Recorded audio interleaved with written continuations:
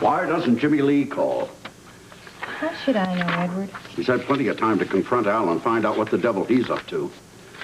You're turning red, Edward. I'm about to turn purple. Well, you have a heart problem, remember? Look, my heart's fine. It's my stomach that's all tied up in knots. Oh, come on, Edward. You know as well as I do that Jimmy Lee will call. Well, why hasn't he?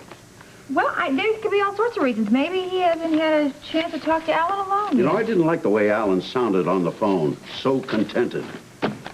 Well, I understand country life does that to people. Oh, yeah, he's contented. I'm down here doing all the dirty work. Need I remind you that I do a lot of that dirty work myself, Edward? When it involves a good-looking man like Donnelly, you love it, Tiffany. We're very busy. If it isn't television busy, it doesn't count. I beg your pardon. Oh, Edward. What is it? Tiffany, I need to discuss a news story for my show tonight, the Quartermain thing. What Quartermain thing? I'll be with you in just a moment, okay? Fine.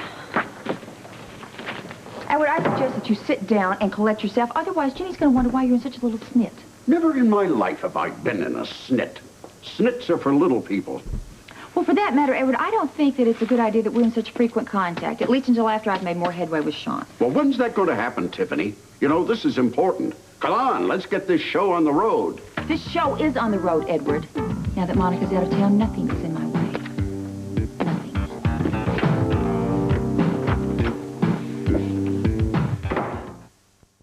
Hey, Jake, I want to apologize for my attitude when you first came in here. Oh, that's all right. I understand.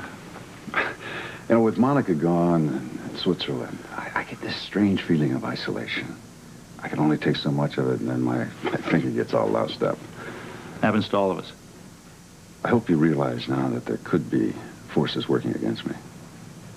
Yes, I do. Jake, I told you the truth. The question is now whether or not you believe me.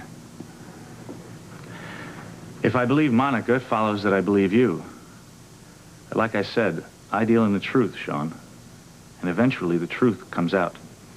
Yeah, but if you want the real truth, I suggest you talk to Edward Quartermain. Tiffany, I wish you'd knock. Why should I, Edward? It's my office.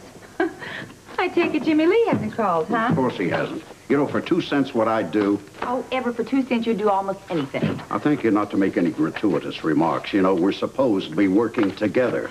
All right, all right. I just have to keep reminding myself of what a rogue you are, just in case I ever turn my back on you. I was going to say, I'm just about ready to go up there and wring Alan's neck personally. It would wreck our plans, but boy, it sure would make me feel good. Yes? Is this Tiffany Hill's office? It is, but this is not Tiffany Hill.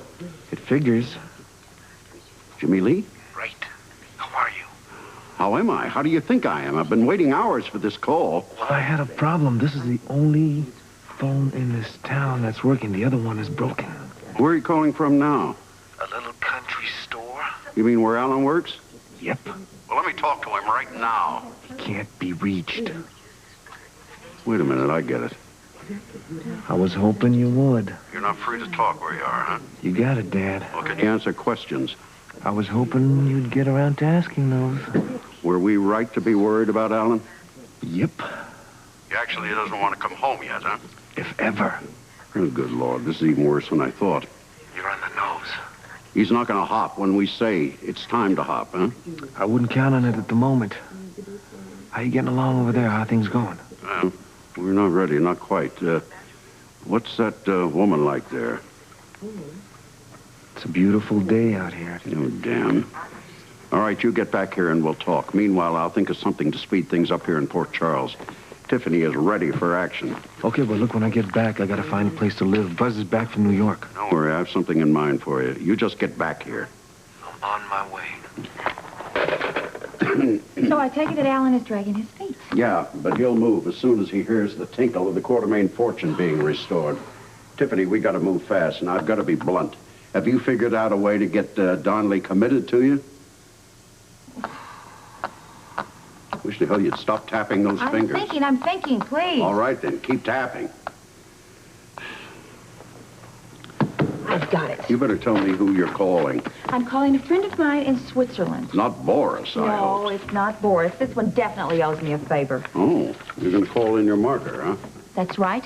I can guarantee that by tonight, Sean will be through with Monica.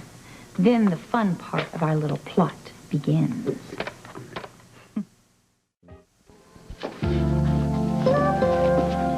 Finished counting, Simon. Yeah, just about. I just got to finish counting the money from the cash register. Looks like we had a pretty good day. Yeah, I really got quite busy. Simon, I'm curious about something. What's that? A young man who came in here this afternoon, the one you snapped at? What young man? You know, you thought that he reminded you of someone who had come in earlier? Oh, yes, that guy. What are you curious about? Well, when I first went back to check on Jonah, I thought I heard loud voices. In here? Yeah, it sounded as if you were arguing with him. Arguing? Oh, we were talking, we were arguing about football.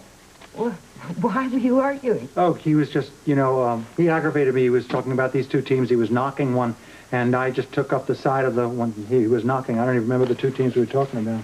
Oh, well, anyway, I mean, he came back in here in order to use the phone, and then I guess the phone down at the post office was out of order again, so... Did he say anything that bothered you? No, I mean, the thing is that he sort of, looked like he was kind of studying me. Well, you know, those kind of creepy people are, they just kind of pass through a town. Anyway, thanks for reminding me about the football, because I promised Jonah that I would toss a ball around with him, so see you in a while.